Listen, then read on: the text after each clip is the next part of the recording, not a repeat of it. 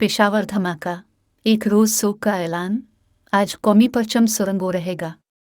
Peshawar, daily Pakistan online. Peshawar में आज होने वाले धमाके के पेश नज़र सूबे में आज यौम सोग मनाया जाएगा। निगरान वज़ीर आला मोहम्मद आज़म खान ने सूबे में एक रोज़ा सोग का ऐलान किया है। आज खैबर पख्तूनख्वा में कौमी परचम सुरंगो रहेगा। आज़म खान ने कहा कि हुकूमत शुहदा के लवाहिकीन के गम में बराबर की शरीक है। सूबाई हुकूमत मुतासरा ख़ानदानों को तन्हा नहीं छोड़ेगी। ख्याल रहे कि पुलिस लाइंस की मस्जिद में नमाज ज़ोहर के दौरान खुदकुश धमाके में इमाम मस्जिद और पुलिस एहलकारों समेत शहीद होने वालों की तादाद 59 हो गई, जबकि 5 जायद अफराद ज़ख्मी हुए हैं। मुतअद्दिद ज़ख्मियों की हालत तशवीशनाक है। धमाके से मस्जिद की 2 मंजिला इमारत कर गई। सिक्योरिटी हुक्काम के मुताबिक हमला आवर नमाजियों की पहली सफ में मौजूद था। कालअदम तहरीक तालिबान पाकिस्तान ने धमाके की जिम्मेदारी कबूल कर ली है।